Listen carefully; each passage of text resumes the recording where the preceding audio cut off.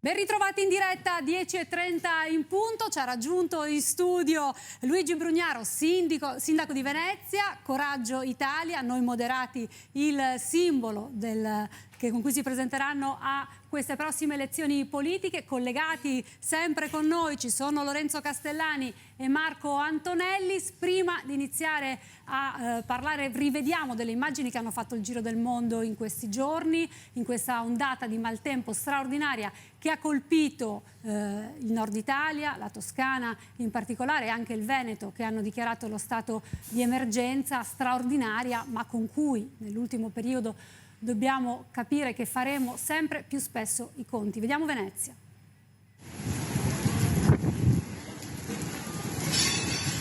Guarda chi arriva, via, via!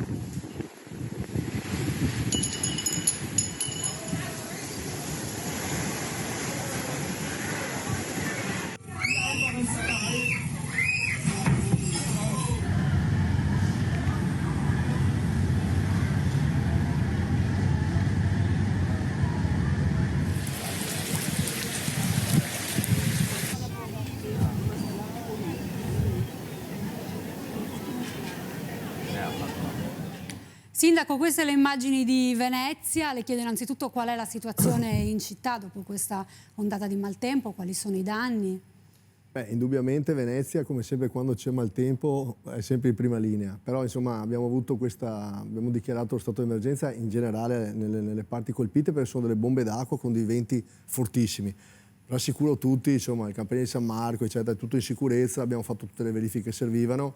Adesso vedremo se riusciamo a trovare dei fondi per risarcire, insomma avete visto anche le immagini che avete fatto vedere voi. Però diciamo che tutto sommato rispetto ad altri cataclismi che abbiamo avuto, insomma, siamo abbastanza attrezzati noi.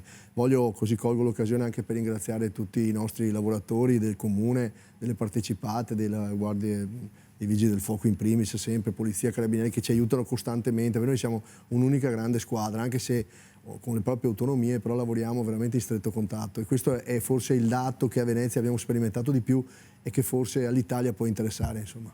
Ne faccio vedere qualche pagina dei giornali di questa mattina. Piogge record sul nord in 24 ore, lo scrive La Stampa, lo possiamo vedere dalle immagini che arrivano dal nostro iPad. È caduta l'acqua di 6 mesi.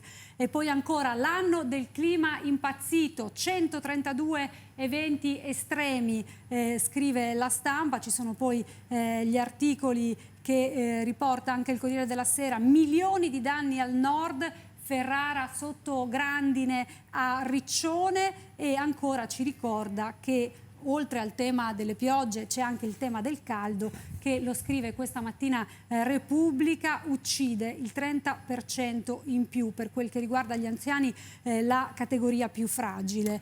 Venezia è una città che prima delle altre, forse per la sua fragilità, ha visto sulla propria pelle quelli che sono i danni di questi cambiamenti climatici, che sono ora sotto gli occhi di tutti. Le chiedo come la politica deve intervenire. È necessaria una legge sul clima? Guardi, prima che le leggi serve il buon senso e le capacità. Io ho fatto veramente molte visite all'estero e soprattutto in Israele mi sono accorto come la tempestività, la reattività delle persone, vengono allenati i bambini fin da piccoli. Loro hanno anche altri temi, ovviamente, anche in termini di sicurezza, antiterrorismo, però questi sistemi della reattività diventeranno il nostro futuro. Allora, questo che stiamo vedendo davanti agli occhi di tutti, queste temperature, per esempio i mari che si stanno scaldando, noi stiamo immaginando delle situazioni critiche molto elevate. Dobbiamo immaginare di fare una grande cultura della prevenzione, intanto in termini di assistenza immediata, e poi soprattutto la cultura delle persone per prevenire nei propri comportamenti. Dobbiamo adattarci a questo clima che cambia, perché di fatto dobbiamo lavorare, sicuramente la politica deve lavorare, lo dicono tutti, si riempiono le parole sui discorsi ecologici, dobbiamo impedire che succeda, eccetera. Però nel frattempo, siccome questa cosa sta succedendo, dobbiamo anche agire per fare degli invasi d'inverno, per raccogliere le acque, per poi poter darle ai contadini che possono irrigare i campi d'estate.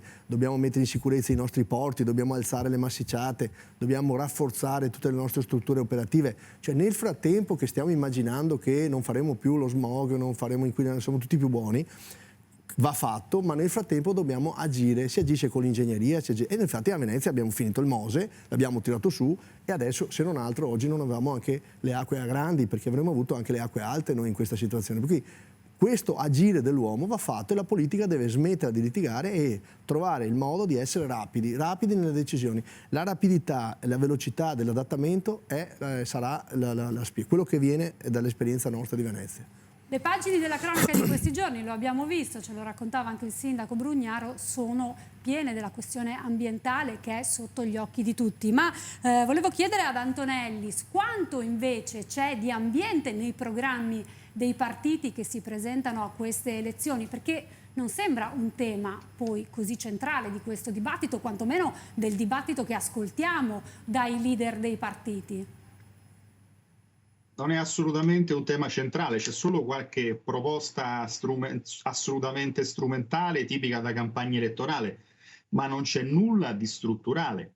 Vediamo se poi nelle prossime settimane uscirà fuori qualche cosa di importante, ma non si vede ancora nei programmi dei partiti né a destra né a sinistra, al di là di qualche slogan, al di là di qualche parola d'ordine, un qualcosa che lasci pensare ad un programma futuro. Il paese non ha bisogno di proposte estemporanee, tipo il fantomatico 1 milione di alberi qua e là, che rilanciate peraltro anche stamattina, guarda caso, insomma, anche per cavalcare un pochettino l'onda. Ma il tema è fare qualche cosa di strutturale, come immaginiamo che sia l'Italia da qui a 5 a 10 anni. I fenomeni di cui stiamo parlando sono fenomeni epocali, non è che si risolvono piantando qualche albero qua e là. Questo è il tema. I partiti in questo senso scontano ancora una carenza programmatica notevole.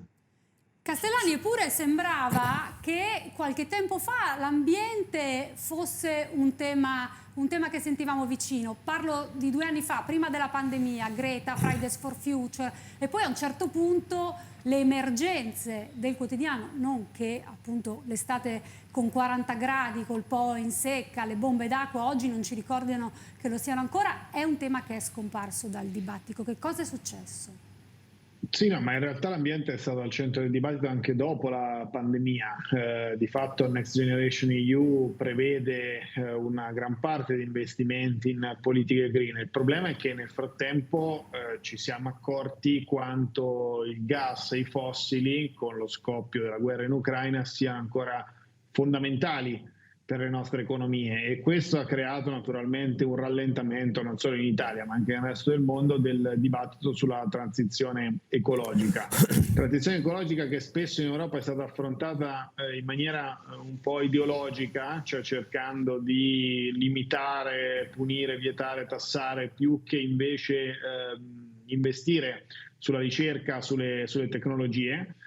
In maniera invece più pragmatica è stata fatta negli Stati Uniti, non da ultimo con l'Inflation Reduction Act, che è stato licenziato l'altro giorno dal Congresso americano, dove si prevede un connubio, tra pubblico e privato, di investimenti al fine di sviluppare tecnologie per ridurre l'inquinamento e potenzialmente l'aumento di temperatura, per cui naturalmente queste difficoltà di attuazione combinate con la crisi energetica, con un approccio che spesso è stato un po' ideologico, oggi hanno rimosso il tema dell'ambiente dall'agenda politica. È normale che sia così, anche perché la priorità naturalmente nei prossimi mesi sarà quella di salvare il sistema industriale e le famiglie a basso reddito da una crisi energetica che sembra non avere fine. Ogni giorno i prezzi del gas e dell'elettricità aumentano e naturalmente questo deve farci dotare, come diceva il sindaco Brugnaro, di infrastrutture anche su questo capaci di tamponare l'emergenza. Castellani ci porta al tema centrale, che è quello del gas, nuovo stop annunciato su Nord Stream, prezzi alle stelle, c'è il grido di dolore degli imprenditori.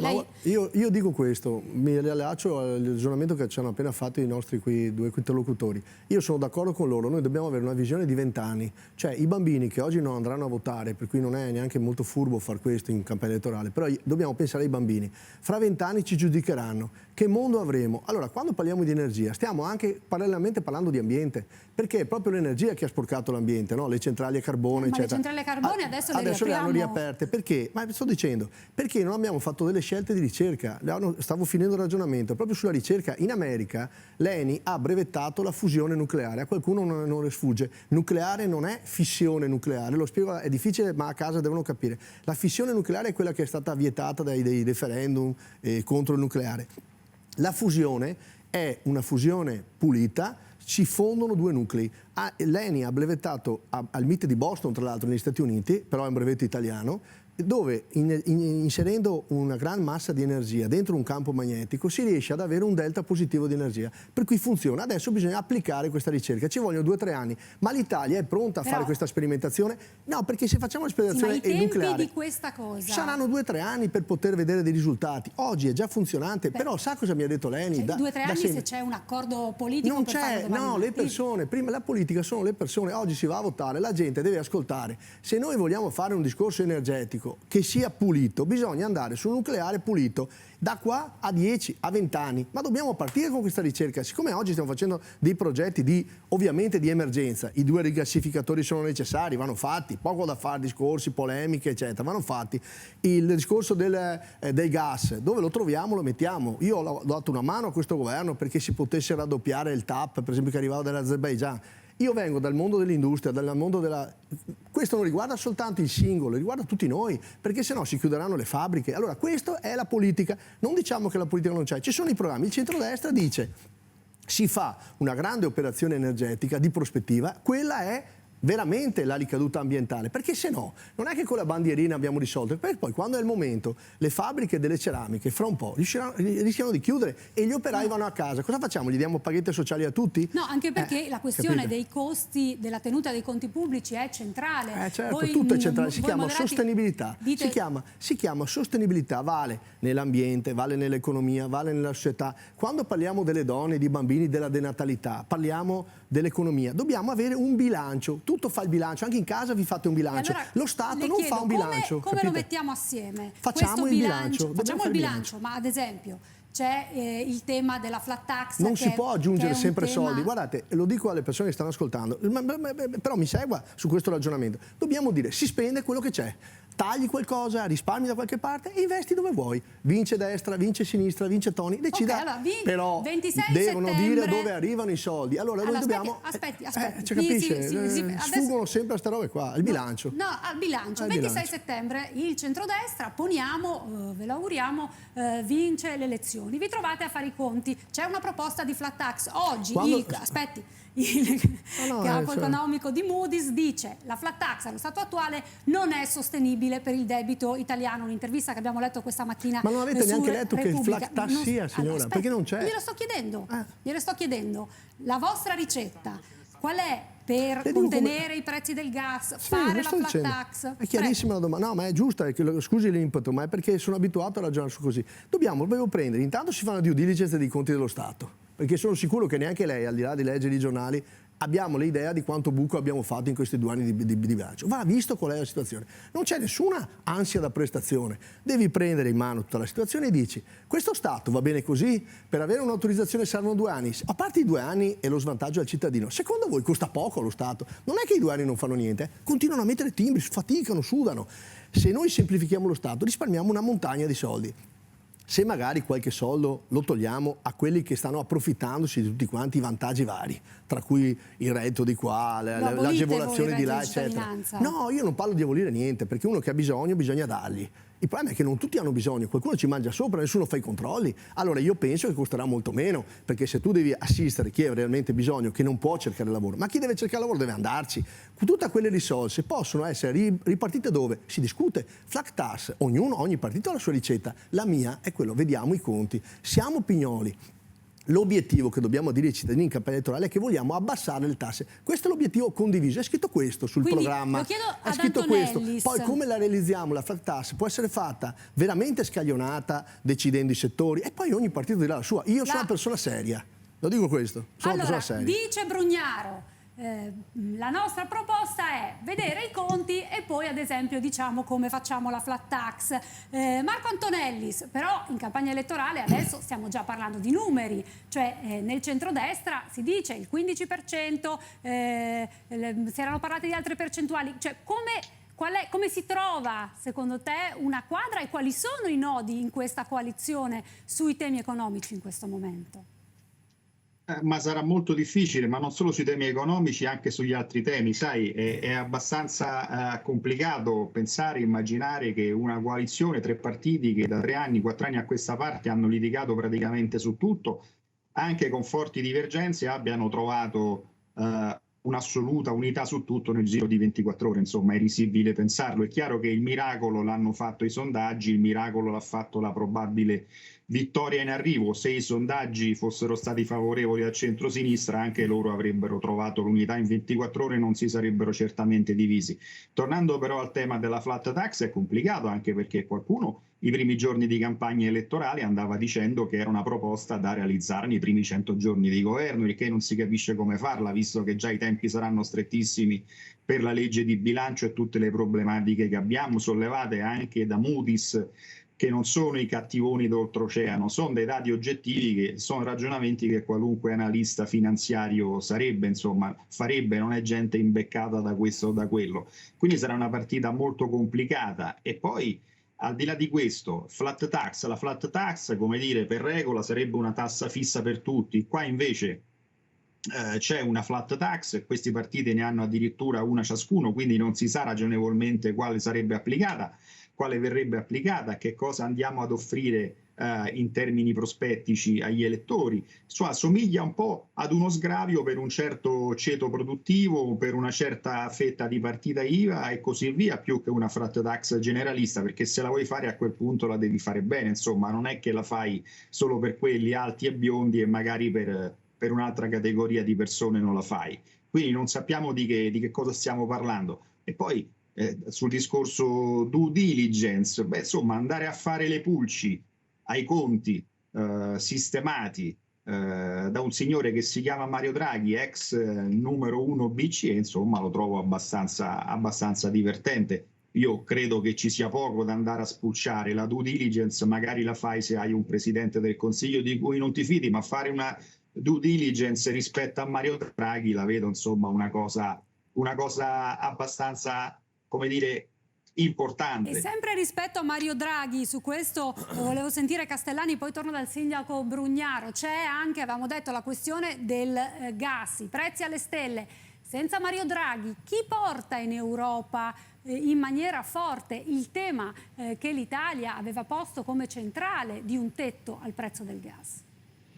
Ma il tetto al prezzo del gas di fatto è stata una proposta che però si è rivelata irrealizzabile, almeno per il momento, quindi diciamo, non lo prenderei come una proposta chiave o fondamentale. Qui la questione è un'altra.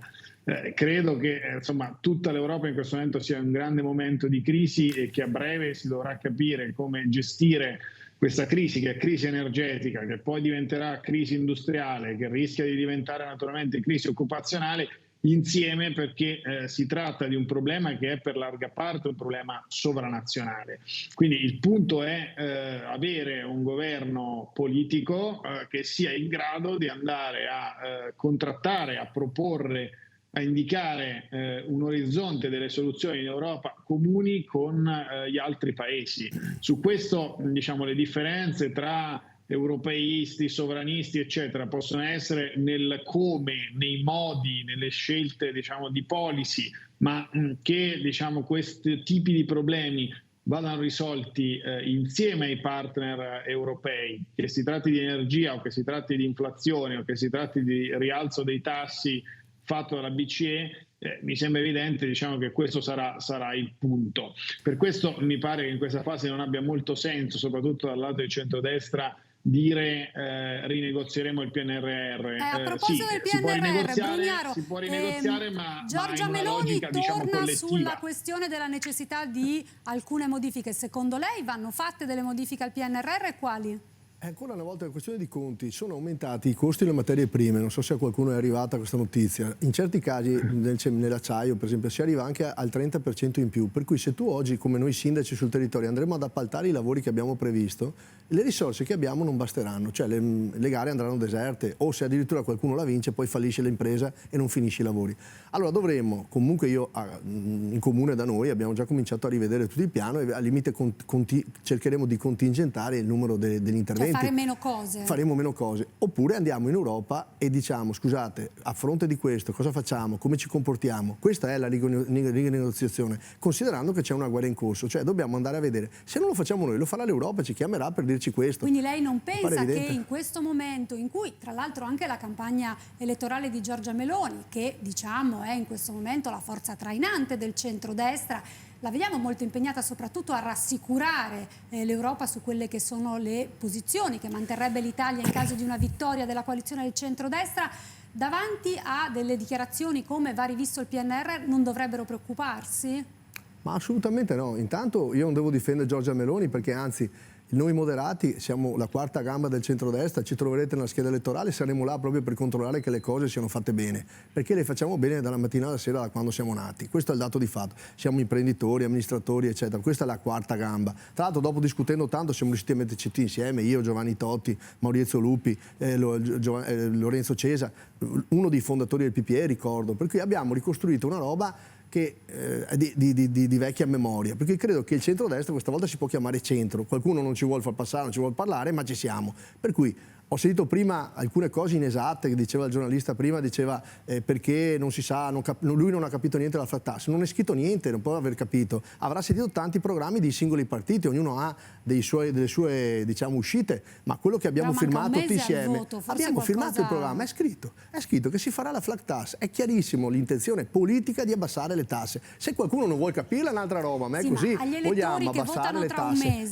Sapranno che se il centrodestra va a vincere noi cercheremo di tagliare. Se io voglio darle un premio di 1.000 euro perché è stata una brava giornalista e la nostra trasmissione sta andando bene, il suo stipendio in questo momento viene falcidiato di almeno il 50%, a lei arrivano 500 euro, lo dico ai lavoratori, ma perché un imprenditore non può dare un premio detassato, un premio che non è nei bilanci dello Stato, sempre per tornare ai bilanci? Questo stiamo dicendo noi, per cui è molto chiaro. Poi si discuterà, siamo una coalizione. Che il 25 di settembre, è sicuro cioè che gli abbassiamo le tasse. 35 giorni esatto, va a mettere la sua X su noi moderati. E come dice lei, noi stiamo attenti come i padri di famiglia a far quadrare i conti. Brava, Bisogna dirle se la flat tax la volete fare al 15, se è la flat tax della Lega, ma no, sarebbe, vedi, cioè, ancora una volta, no, ma non è vero, ma questo lo dice lei giustamente perché vorrebbe che io dicessi un numero, mi piacerebbe avere la bacchetta magica. Quando dico che si fa una due diligence, non è per malafede. Signore giornalista, è normale fare due diligence, quando si comprano le aziende, si fanno le due diligence, si deve certificare alle persone in maniera trasparente e onesta la situazione dello Stato italiano. Non c'è nessuna malafede. Io ho votato Draghi fino all'altro giorno, l'ho sostenuto addirittura pubblicamente come Presidente della Repubblica, tutti lo sanno. Io sono filo draghiano, sono stato, ma poi diciamoci la verità, lei fa il giornalista, ma non è che l'Italia sia destinata a un uomo solo, ce ne sono tanti di bravi. Giorgia Meloni io la conosco da più di 10 anni, per altri motivi, ero Presidente di Confindustria, è una bravissima persona, competente, e poi mica da sola. Qui stiamo parlando di una massa di persone che vengono dall'esperienza amministrativa. Antonellis, lo vediamo che parla, non lo ascoltiamo, apriamogli l'audio così può replicare. Lo so, ma mi ha un po' provocato. No, ma siamo qua per quello. Sì, va bene.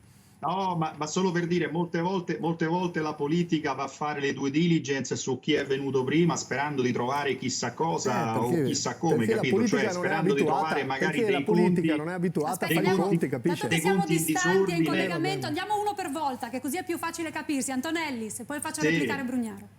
No, si cerca, la politica va a fare le due diligence sperando di trovare chissà cosa, sperando di trovare chissà quali soldi. Sai, io dubito se c'erano dei soldi da trovare, io penso che noi vogliamo trovare i debiti, noi i soldi, non ha capito. Conti, non credo che vale. Sì, ma i debiti non è che l'ha creati Mario Draghi, se vogliamo parlare di debiti ma lo sta dicendo lei questa cosa, chi ha tirato fuori Draghi è l'unico che ci ha salvato. Non stiamo parlando di Draghi, stiamo parlando di 20 anni di malaffare. Scusi, ma guardi, lei si sta dimenticando che sono 20 anni di malaffare in questo paese. Io ho trovato in città di Venezia 800 milioni di euro di debito. Dopo 5 anni di lavoro li avevo ridotti a 720 milioni. Si può fare se lo facciamo tecnicamente. Guardi, scusi l'enfasi, ma non ce l'ho assolutamente con lei, anzi mi fa piacere le sue domande perché aiutano a capire le persone. No, ma scusi, il mio tono non è che sono sempre così un po' troppo esuberante, ma nella realtà, siccome parliamo del futuro dei bambini, io mi indigno davvero. Noi dobbiamo essere sicuri di quella che è la situazione. Quando si comincia una navigazione, si chiama punto nave, dobbiamo sapere dove siamo. Qualsiasi progettista fa prima un'analisi del progetto e poi fa il progetto. Allora, la risposta che ancora lei mi ha fatto 2 o 3 volte sulla flat tax, le ripeto, è scritto solo questo, perché le modalità di come farlo, però l'intenzione politica, no, l'intenzione politica, però la capite prima, è quello di abbassare le tasse. Il fatto pagare meno il costo del lavoro. Questa è l'intenzione politica che io sottoscrivo. 3 minuti prima di lo so, chiudere. ma l'elettore si deve fidare sulla parola, sulla fiducia. Guardi, nella vita io ho promesse, ne ho sentite tante.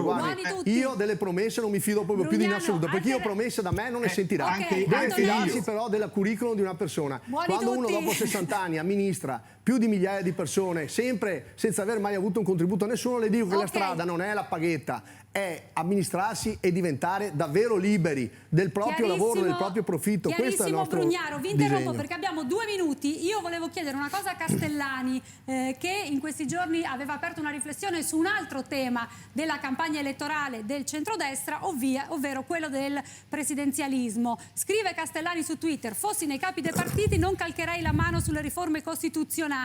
Come mai Castellani pensa questo?